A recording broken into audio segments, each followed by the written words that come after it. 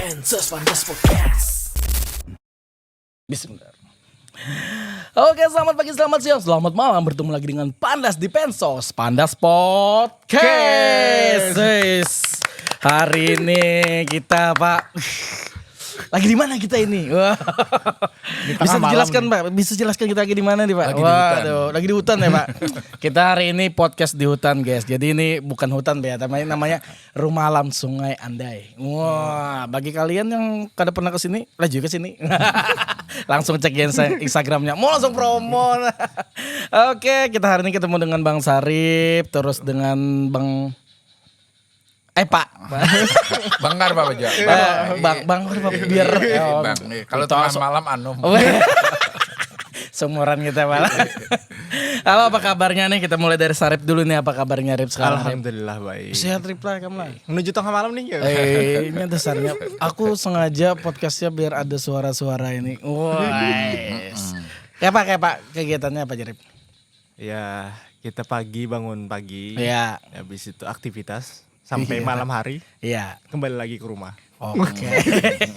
Terlalu simpel hidupnya ya Pak. Kayak nggak ada warnanya gitu ya Pak. Kalau Bapak setiap hari di sini aja Pak. Ini nih pemiliknya ini rumah. Hari juga Alam keluar juga. Pagi olahraga. Pagi olahraga pala. Habis itu ya kemana-mana kalau kada ada ya di sini aja. Menyala di sini nonton bola tadi pala. Nonton bola. Aduh, Kalau Indonesia tidak nih ya Bapak. Ada apa-apa. Ada apa-apa pala. Yang penting sehat. Bahagia juga. Oke Pak, kita hari ini aku mau membahas tentang ini Pak. Yang lagi seru kan tentang ekonomi kreatif Pak. Nah ini kan kayak Bapak ini kan termasuk salah satu penggiat ekonomi kreatif kan. Bapak sebagai penulis buku kan. Iya. Nah terus apa lagi nih? Entrepreneur juga Pak. Wih banyak Bapak tuh kan. Kenapa Rip? Konten kreator gitu. Oh, konten kreator. Dia hari ini menamakan dia sebagaimana konten kreator. Oke. Boleh. Jadi, nah Pak, menurut Bapak nih gimana perkembangan ekonomi kreatif sekarang, Pak? Ada jenis-jenis gawian yang dulu kadada sekarang ada lah. Nah, kayak apa? Ya, jadi misalnya kayak konten kreator tadi itu dulu kan kadada, lalu kemudian ada banyak yang menggunakan teknologi, menggunakan kemajuan informasi, menggunakan berbagai hal yang game-game itu kan dulu kadada tuh sekarang sudah jadi gawian ya, dan berbagai macam jenis gawian yang terkait IT itu berkembang sedemikian rupa. Jadi pasar digital itu kan ada banyak pekerjaan baru yang tumbuh, tapi bersamaan itu juga ada banyak gawian-gawian yang lawas itu yang tergerus hilang. Nah, jadi kemungkinan lah akan ada gawian-gawian yang kena itu akan tergantikan oleh mesin. Misalnya lah yang kalau kita hendak ke bandara, kan ada lagi sudah yang tukang terima akan pembayaran. Betul. Semuanya sudah pakai kartu. Robot dah malah. Di tempat parkir juga kan ada lagi juga kita sudah pakai kartu juga. Cuman ada sebagian lah yang masih, dan dalam proses peralihan, dan gawian-gawian yang menggunakan spesifikasi tertentu sekarang sudah akan kehilangan yang disebut dengan kehilangan kepakaran, karena sudah digantikan oleh teknologi AI misalnya kan, orang itu Pak. bisa mencari tahu dengan mudah melalui AI sehingga kepakaran gak diperlukan lagi. Bahkan menulis jangan hilang. Sudah diganti dengan mau olah lagu juga Pak. Bahkan dipromosikannya mau olah buku cukup sehari, buku tebal cukup sehari dengan AI, tinggal tanya keluar.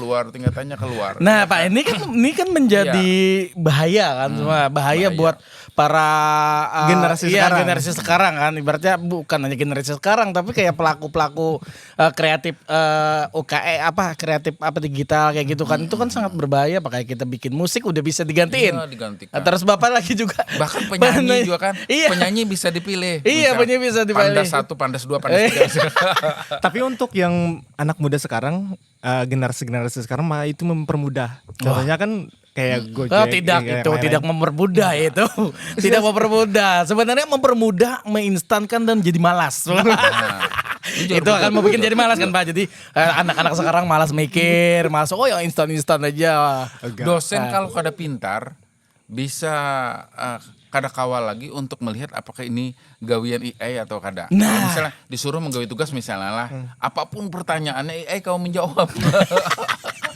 Ya kalau ini tinggal copy paste ditempel-tempelnya. Kalau dosen gak ada punya kemampuan untuk masuk ke dunia itu misalnya dosennya masih jadul misalnya, Iya, betul. itu akan ketinggalan.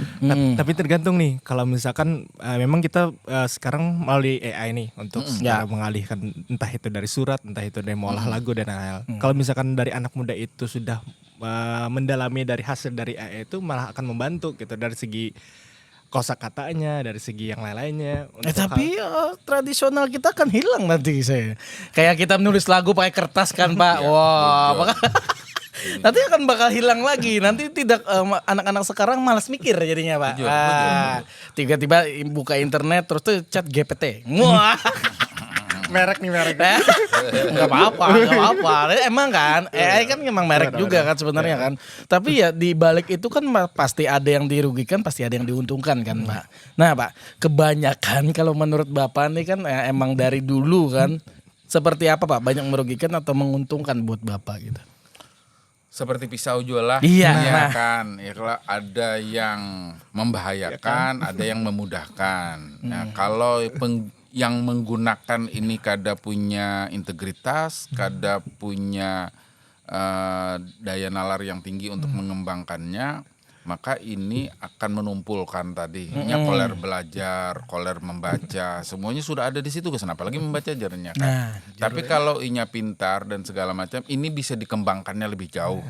Ya kan? Jadi dan sudut ini pandangnya, sebagai alat mempermudah inya untuk membuat sesuatu lagi. Persis seperti dulu ditemukan kalkulator. Orang kan perlu lagi menulis, menghitung sing lawasan. Iya. Dulu kan gelisah juga orang kalkulator ditemukan kada terpakai lagi otak untuk menghitung misalnya ya kan.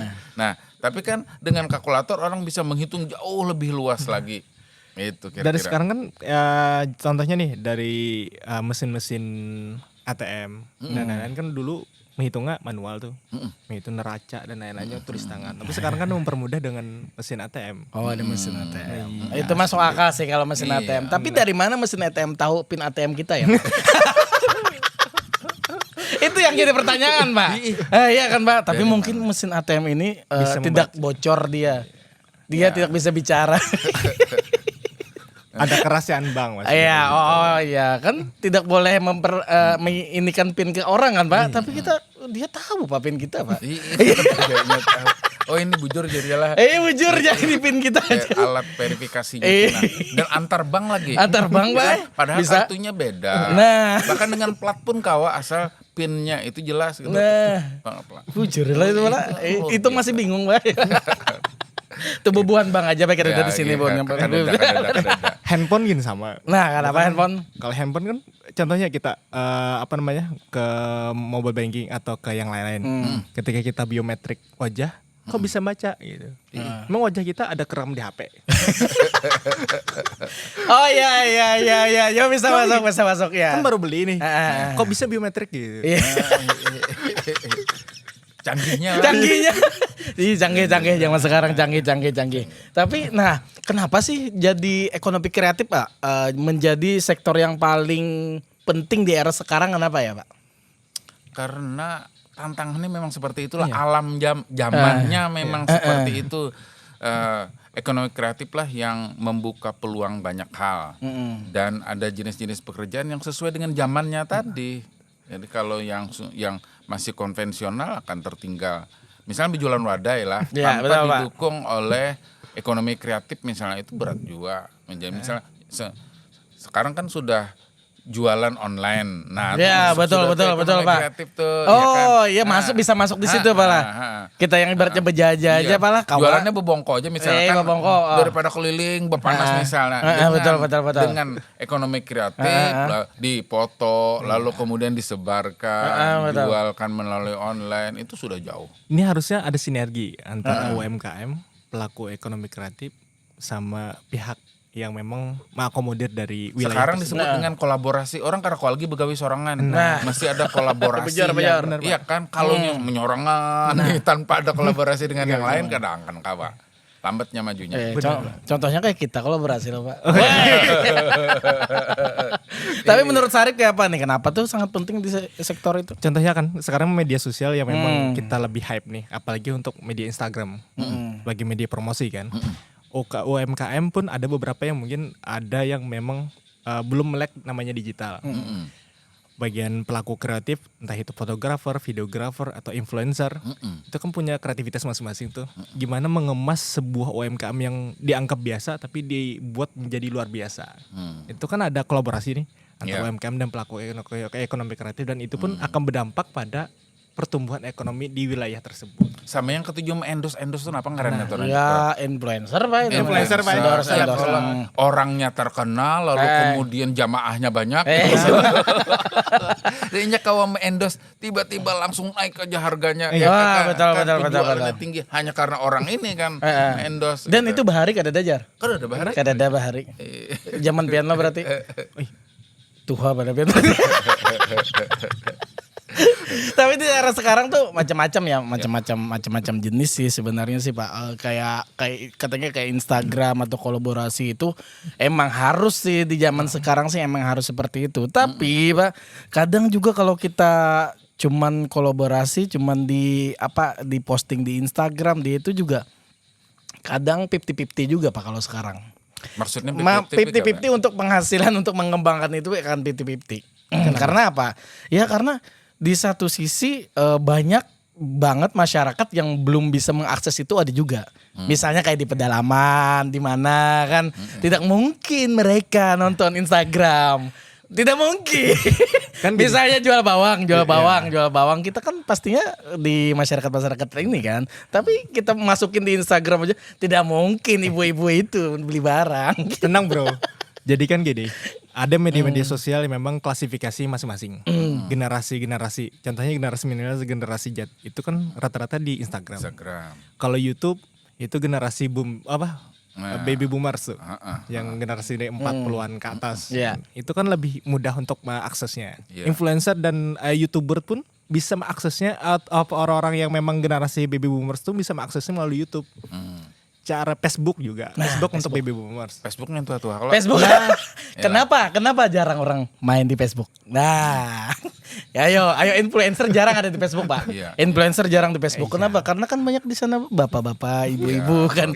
Emang kalau jualan kan pasti, tapi kalau hoax kan cepet banget di situ kan. Bener banget. Nah, itu kan salah satunya, Pak. Lemahnya dari ini karena kita tidak bisa menjangkau untuk ibaratnya lingkungan yang emang kesemuanya itu salah satu sih. Berarti memberi peluang masih kepada yang konvensional. Nah, itu kan salah satu peluang. Iya, betul. Tuhan tuh adil aja. Betul. Dengan segala kemajuan, betul. tetap aja ada peluang yang konvensional. Nah, betul. Tapi kalau misalkan konvensional dari zaman sekarang ini akan lebih menurun untuk UMKM agar lebih berkembang lagi. UMKM naik kelas kan berdasarkan dari kita melihat dari media sosial tersebut. Masa belum tentu juga kalau media sosialnya bagus dia juga rame kan, belum tentu. Bisa jadi loh kalau misalkan memang dia punya brand image dari influencernya itu naik, akan berdampak kepada ini. Contohnya beberapa nih teman-teman yang memang influencer kan, yang memang dia mereview dari makanan, entah itu makanan di pinggiran atau makanan yang memang di kafe atau segala macam. Ketika dia sudah itu mereview dan sudah mempost di IG-nya atau di media sosialnya, orang langsung datang ke tempat dia langsung. Iya, langsung datang. Tapi biasa kan tergantung. Mereka datang sekali kan mau coba atau penasaran kan gitu kan, pasti kan gitu kan. Tiba-tiba kalau udah kedua kan wah kayaknya ini kurang, ini tidak seperti yang di influencer kan. Biasa aja lalu lah ke bawah pulang. Tapi ada beberapa influencer yang memang langsung belak-belakan. Iya, mungkin ada beberapa.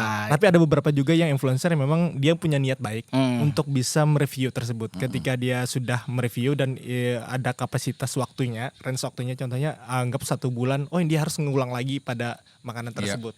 Itu akan lebih maksimal seperti itu. Dan berarti emang harus round. Iya, dan itu fungsinya antara kita pelaku sama UMKM harus sinergi kolaborasi tadi. Sama satu, ada wilayah yang punya wilayah tersebut yang bisa mendukung itu. Wilayah apa itu? Oh iya. Susah nyatakan.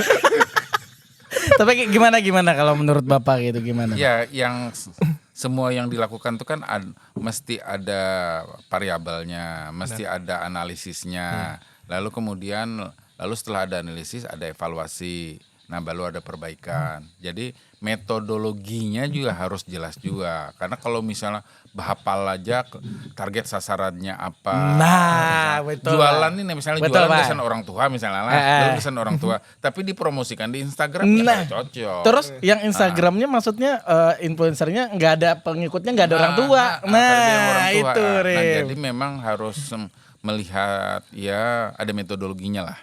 Tapi terkadang Pak untuk yang seperti itu, dia kan punya emak-emak tuh. Pasti kan ada beberapa, mak di sini ada tempat yang bagus loh mak, buat makanan referensi. Pasti jadi rekomendasi kan, referensi dan rekomendasi untuk bisa datang tersebut. Bukan hanya untuk emak-emak yang bisa menjangkau, tapi pun dari anak pun bisa mengkomunikasikan lagi ke orang tuanya.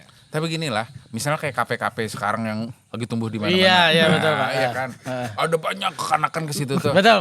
Kita takuni dulu berapa gerang pendapatannya sehari. Itu harus kita cek tuh. Nah, karena itu belum tentu berkorelasi antara jumlah anak muda yang banyak datang ke situ dengan pendapatan. Jangan-jangannya segelas kopi bersamaan beli gitu. Gojali aja Pak. Iya betul. Rojali, rombongan jarang beli.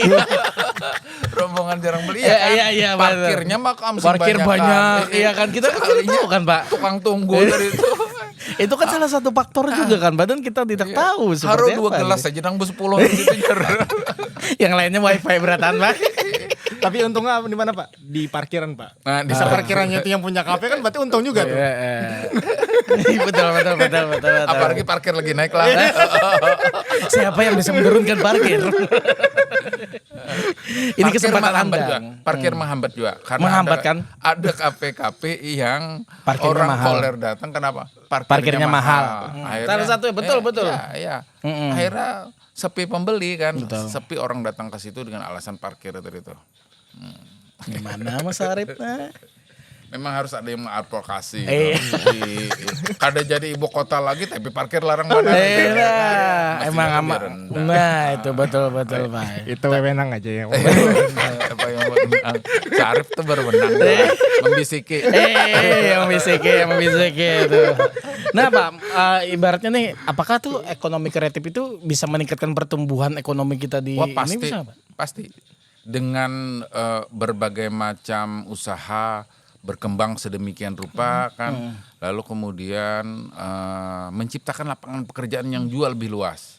Dulu kan hanya ada paling 3 kan lapangan pekerjaan kan, jadi pegawai negeri, jadi tentara atau atau polisi lah, atau betul. pegawai di bank, iya kan? Iya betul. Di bank atau ini perusahaan lah BUMN apa segala macam lah. Sekarang kan sudah berkembang sedemikian rupa, orang kawa jadi penulis, orang kawa jadi pembuat film, orang kawa menjadi produser, sutradara, orang kawa jadi videografer, penyanyi, iya kalau dengan satu alat aja misalnya macam-macam, macam-macam gawian yang berkembang sedemikian rupa, dan itu kan menciptakan pertumbuhan ekonomi yang sangat luar biasa. Bahkan ekonomi kreatif bisa perputaran uangnya bisa jauh lebih cepat daripada yang lain-lain.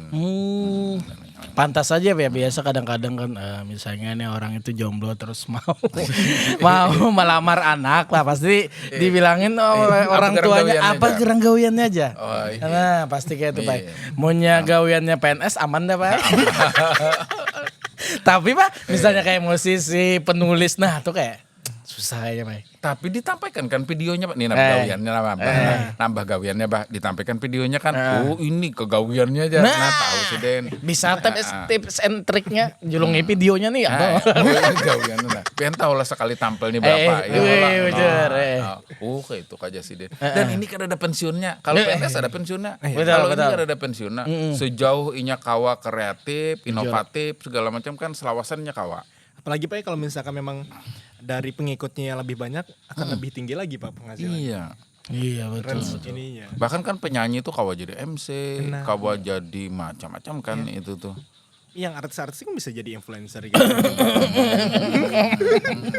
Main YouTube ya.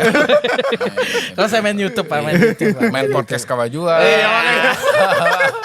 Tapi ini yang kita lakukan ini adalah ada ekonomi kreatif Pak. Sebenarnya yang kita lakukan kayak bikin podcast, bikin konten, bikin apa itu kan ekonomi kreatif. Dan mungkin dulu banyak dipandang sebelah mata Pak. Mungkin wah pegawaiannya itu bapak aja kan. Nah, dan sekarang mungkin salah satu zaman yang emang harus mengakui hal itu kan Pak. Karena teman-teman saya banyak Pak kaya gara-gara dia mereka bikin konten aja. Iya. Bikin konten YouTube, bikin konten TikTok dia. Nah, dan bisa kaya Pak Iya. gitu. Kalau jadi pegawai negeri kan sudah dijatah gajinya. Nah. Iya kan? Kalau naik pangkat misalnya 4 tahun atau 3 tahun ya kan, betul. baru bertambah gajinya. Kalau ini kan tergantung gasnya kan. Kalau nya kawa menggas. Betul Pak. Gaspol misalnya, iya sudah tinggi pendapatannya. Berarti Cuman atmosfernya juga harus diciptakan. Nah, itu, Pak. Iya kan. Sekalian ini Pak, training-trainingnya sekarang tuh seperti apa? Harus mengikuti zaman lah. Iya, supaya kita kada kalah juga lawan Bon Jakarta, Nah, lawan itu, Jawa, ya kalau. Padahal di Kalsel ini, menurut lu Bang Pala, istilahnya Kalsel ini adalah orang-orang yang kreatif lah. Banyak, tapi nggak bisa istilahnya kita belum bisa menunjukkan hal itu. Makanya untuk saat ini banyak orang-orang pelaku ekonomi kreatif di Kalsel, khususnya videografer, fotografer, dan influencer pun membuktikan bahwa memang mereka pun bisa gitu untuk bisa menunjukkan bahwa Kalsel pun punya orang-orang hebat. Iya.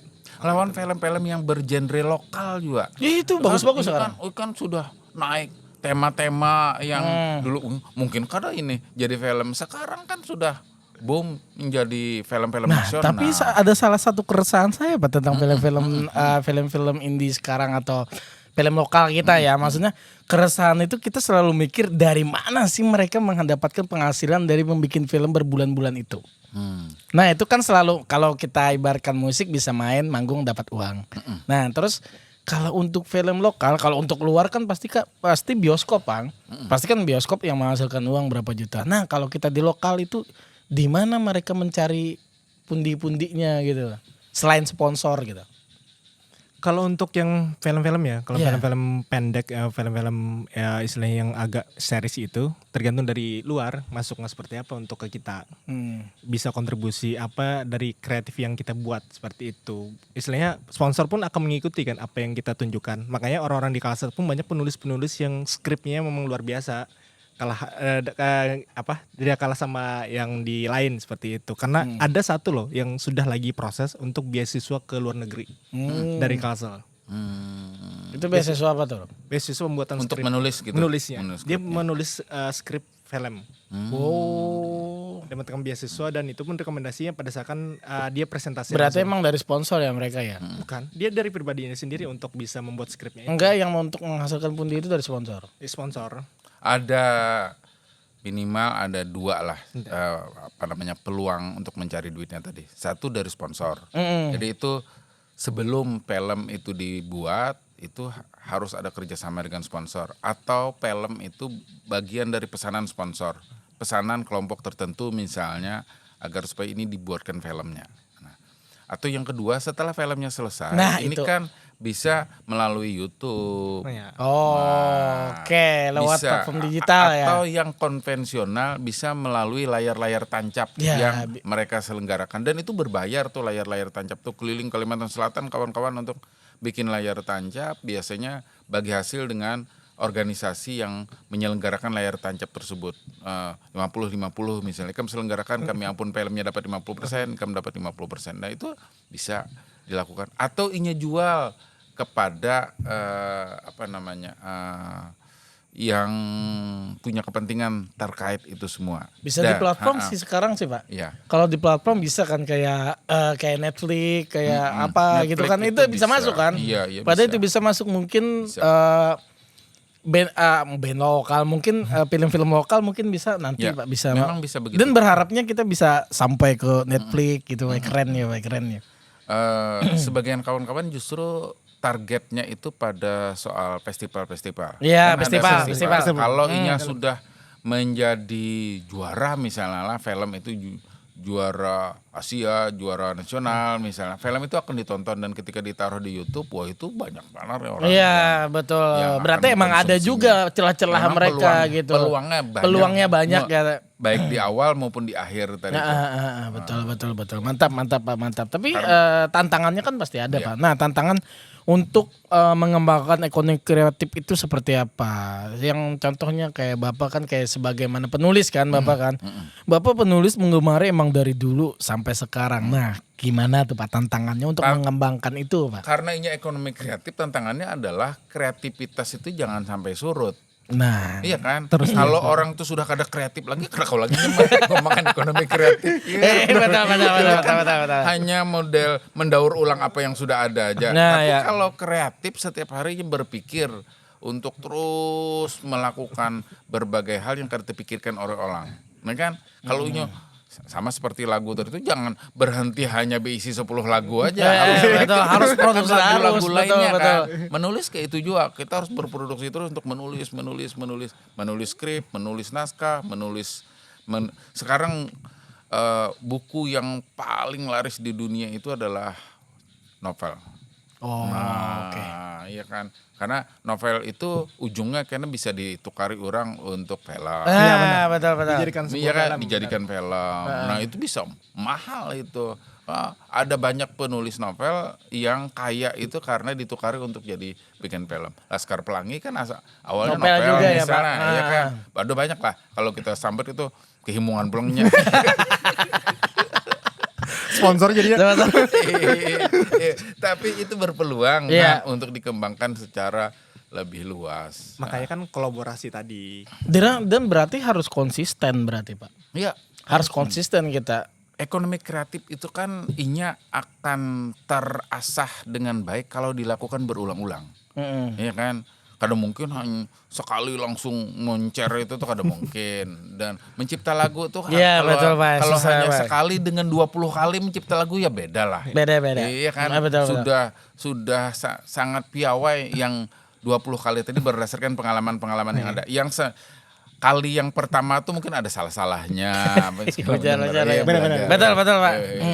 Berarti emang harus konsisten. Memang harus konsisten dan terus di zaman sekarang tuh harus konsisten, kolaborasi juga mungkin. Jangan henti-hentinya belajar. Yang tadi itu kan. Iyalah, jangan merasa puas dengan apa yang kita miliki tapi kita kada pernah belajar dengan orang mengembangkan diri secara lebih luas. Mantep Literasi juga. lah, literasi. Tantangan Anda menjadi konten kreator apa? Jadi gini, istilahnya kan ini saya masuk generasi milenial. Iya, milenial. Berapa gerang umur? Seumuran aja kita. Seumuran. Itu anu aku Bang. Gimana? Ada generasi akan datang tuh yang akan lebih beda. Gen Z dan Gen Alpha. Gen Alpha itu kan untuk ya anak sendiri lah. Ya, anak-anak yang umur 1 tahun sampai 5-6 tahunan. Itu kan yang dia ketika lagi kecil pun HP. Pemilik masa depan ya lah. Iya, pemilik masa depan. Gen apa kan? Gen apa gitu. Gimana caranya kita agar bisa bersinergi dan menjadikan sebuah yang generasi itu kita bisa masuk ke situnya, bukan kita yang disuruh generasi alpha untuk mengikuti kita, tapi kita menyesuaikan apa yang mereka kehendaki. Itu kan kita perlu ekonomi kreatifnya. Kada menganganak kita lah kalau masuk. Betul. Yang pastinya baby sak aja beratan.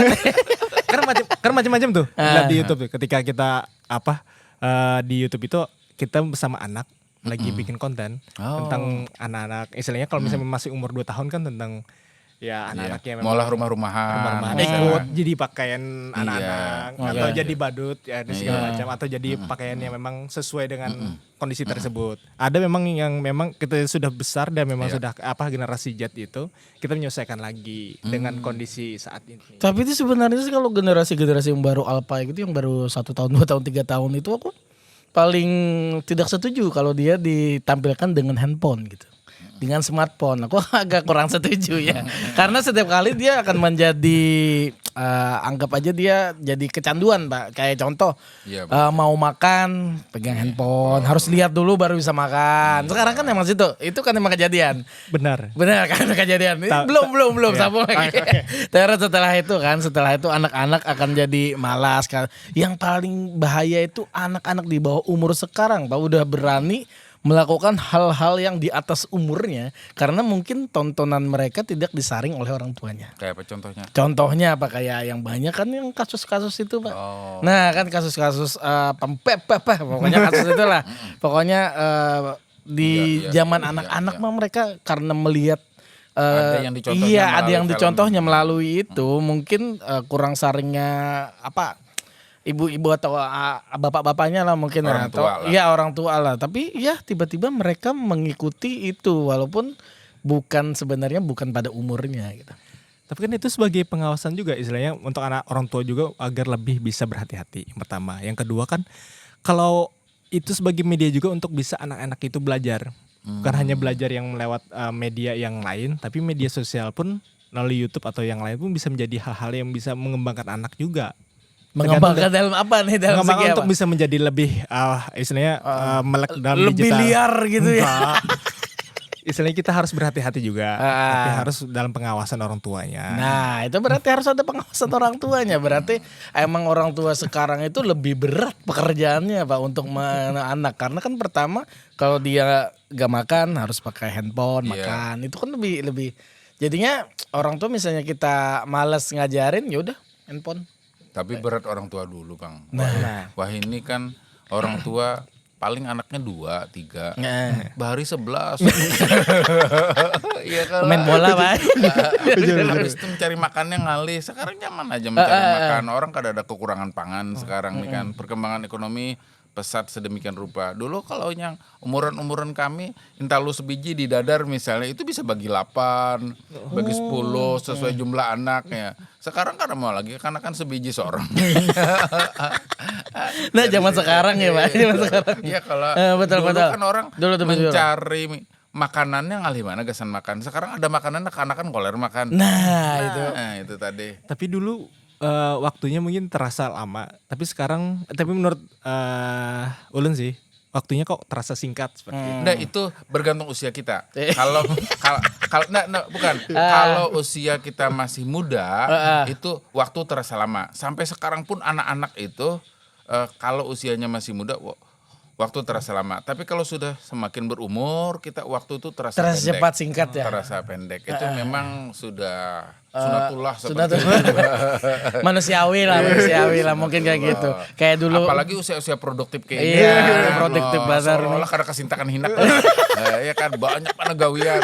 Soalnya sore ya kan boleh. Nah, itu. Tapi betul tuh itu kan akan menjadi dampak ada berarti dari tontonan itu ada dampak positif dan dampak negatif dari ekonomi kreatif tersebut. Nah, menurut Bapak nih kebanyakan sih dampak positif atau negatif sih? 50-50 aja Pang lah, bergantung daripada kemampuan kita memfilter tadi. Bergantung dari kemampuan kita untuk memanfaatkannya, ya kan. Tapi kalau kita kada kawa memfilter, kada kawa memanfaatkan, kita jadi korban. Nah, jadi korban ini yang bahaya tadi itu kan terpapar oleh video-video yang kada baik. Tiba-tiba melakukan itu ya. Lalu kemudian menduplikasi apa yang ada di situ. Betul. Akhirnya kan terpapar menjadi korban dan segala macam itu udah gampang. Mau kada mau kita akan mengalami dua hal itu, ada sisi positif, sisi negatifnya. Positifnya apa ya kalau kamu? Ya tadi tuh. Maksudnya tadi kan maksudnya positifnya bahwa memang akan menjadi alat bantu untuk bisa mengembangkan anak selain dari media yang lain gitu si media sosialnya. Berarti lewat media sosial bisa juga mengembangkan anak gitu ya? Bukan mengembangkan melebarkan ya, tapi mengembangkan artinya menuju arah yang lebih baik lagi. Oke, berarti emang harus filter banget ya kan. Betul. Sebagaimana orang tua. Kalau dampak negatifnya sih ya mungkin itu aja sih ya Pak. Mungkin ya kita tidak termonitor bagaimana nonton apa, dia melakukan apa gitu kan, itu aja sih. Sebenarnya Pembulian kan- juga kan banyak. Sebenarnya kan kawa di filter di HP-nya itu sendiri untuk ini karena kau mengakses hal-hal yang negatif tadi. Iya itu. betul. Selain memang lah orang tua jangan henti-hentinya memberi nasihat, karena kan nasihat itu penting banget untuk ini membekali dirinya seorang tuh. Nah betul Pak. Nah, ya kan kalau pondasinya kada kuat, maka ketika berhadapan dengan dunia yang lebih luas, apalagi dunia tak terbatas itu, ini akan rapuh jadi korban. Jadi korban Ripai. Jadi korban kan. Intinya setelah kita nonton setelah anak-anak itu kita nonton, kita lebih ngajak ke untuk jadi ngobrol, jadi lebih. Iya, yang pastinya harus banyak ngobrol. Ya Harus sekarang ya. banyak ngobrol. Istilahnya selain Anak dari dijadikan kawan Riplah. Nah, kalau aku sih lebih setuju kayak gitu sih, deh, harus Kadang-kadang ngobrol. orang tua jaim juga. Nah. Ya kalau jaim menjaga jarak nih. Weh. Lo wah, Bukan namanya. biasa kayak itu Pak, biasa kayak itu Bukan. Pak. Tapi kalau misal umpat main bola juga, misal umpat main tali juga, main daku juga, misalnya Ya. wah, itu anak tuh merasa dikawani. Itu yang pastinya akan berdampak banget kan gitu Iya. Pak. Dan tumbuh besar kembangnya pasti akan menjadi berkualitas. Nah, itu berarti banyak banget pula dampaknya ekonomi kreatif nih pula. Berarti kada seperti dulu lagi zaman sekarang nih Ripai. istilahnya kan makin ke depannya akan digitalnya akan lebih berkembang lagi gitu. Dan itu pun akan menjadi yang dulu yang tadi kata Bapak yang dulu ada 3. Sekarang yang pelaku ekonomi kreatif akan menjadi prioritas utama untuk orang mencari pekerjaan tersebut. Mencari cuan nih, mencari cuan. Yang pastinya ya itu kalau ekonomi kreatif itu akan menambah motivasi juga buat teman-teman yang lainnya. Pastinya jangan berkecil hati dengan misalnya hobi kita ini itu bisa diajarkan. Kayak game aja kan bisa jadi penghasilan. Iya. Main game bisa jadi penghasilan, terus main musik bisa jadi penghasilan, terus main-main komputer, Foto editing, juga. fotografer, video kan banyak banget kan. Ibarat kayak desain. Pakai HP aja bisa. Bisa, makanya itu bisa menjadikan uang juga, seni, Endorse drama tadi juga. endorse tadi kan kemana-mana Influencer makan juga. gratis aja Betul. ya. Makan gratisnya kada berisiko apakah payu atau kada pun orang ya kalau Wajar, Pak. ulun kada kau menjamin pang Eh, jadi, tapi ulun mendosakan aja nya Betul. Itu yang salah satu orang terjadi, makan Bang. tekor ya kalau Tapi ulun yakin Pak influencer yang ada di Kalsel nih dia Iya. berniat baik untuk bisa membantu dan UMKM yang ada di Kalsel. Iya, pasti harus bayar juga Pak Ripai. Tapi banyak loh yang selain dari yang bayar ada yang gratis memang lillahi ta'ala untuk bisa membantu UMKM tersebut untuk bisa Iya, berkembang. Oke, itu bisa aja itu gratis. Oke aja. Tapi ini yang terakhir ke hambatan. kalau lagu pang Kalau lagu kita kayak dapat apa? takon soal lagu kayak Nah, apa? kayak apa? Ada kada tantangannya ke depan untuk sebenarnya mencipta lagu, tantangannya segala itu macam. sebenarnya kepada diri sendiri, Pak. Pertama, ya itu karena aku mau bilang bahwa ekonomi kreatif itu bergantung banget pada mood kita. Nah itu salah satunya Pak. Misalnya di saat kita moodnya nggak bagus, ibaratnya nggak Mood-moodan. mood-moodan lah ibaratnya. Itu pasti akan sulit untuk mereproduksi bahasanya. Iya. Iya. memproduksi musik atau memproduksi dengan hati gitu kan. Itu kan menjadi hambatan gitu Pak. Tapi ya sejalan waktunya kita harus memaksa dan membiasakan itu Pak. Iya. Karena kalau kita ngikutin mood juga nggak bakal, Iya. susah. Jangan dipaksa juga. Sakit. Sakit. Tapi kadang mungkin kalau mood-moodan itu kadang akan melahirkan profesional. Nah betul, itu salah Iya kan? satunya. Nah, pas ulang tahun satu perusahaan misalnya Iya, betul, minta betul. kita untuk tampil Kan mood ya. kadang kena aja orang kada mood lagi di orang esok kami kada ada lagi ulang tahunnya menunggu kamot kami mencari yang lain Itu salah satu kalau menciptakan lagu. Nah, kalau untuk kita manggung memang yang harus profesional. iya. Itu ada ranahnya untuk profesional, Pak. Iya. Kalau kita manggung walaupun dalam keadaan apapun ya kita harus profesional menghibur orang. tapi kalau mood bisa diciptakan kada Kalau mood bisa diciptakan, Pak. kayak apa contohnya Contohnya kalau aku kan biasa tujuh makan. Oh. Nah, salah satu misalnya kita udah stres, udah mentok banget kita tuh anak menggawe ini tapi kada jadi. Kada jadi bawa keluar, bawa makan, bawa berjalan non bini. Refreshing, healing ya orang baik. Iya, Nah, dari situ dari healing itu pasti akan muncul mantra-mantra yang lainnya. Kan makan itu manu UMKM tuh. Ya. Pasti kalau artis-artis Iya. banyak Pak pasti yang video dikit-dikit video. Ya, itu healing ya juga healing ya juga Wah, healing betul. Itu kayak healing tadi langsung story. Nah, Itu kan secara gratis kan Pak? Itu yang gratis. Jadi bagi kalian yang hendak makan, hendak santai siang hari di rumah alam, datang aja. bangun guring sudah konten lah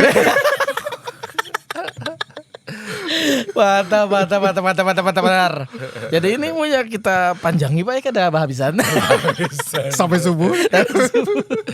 Tapi yang pastinya conclusion buat Bapak nih, buat para pelaku ekonomi kreatif kayak kita nih, Ya. bagaimana Pak kesimpulannya? Mau kada mau kita harus kreatif, membaca perubahan-perubahan dan perkembangan zaman, sehingga dengan itu kita bisa meresponnya dengan baik lah, memanfaatkan segala macam perubahan-perubahan itu dalam konteks peluang ekonomi. Tapi kalau kita kada mampu membacanya, kita akan ketinggalan disambar orang. Ya, Karena betul. peluang-peluang itu kada datang setiap waktu.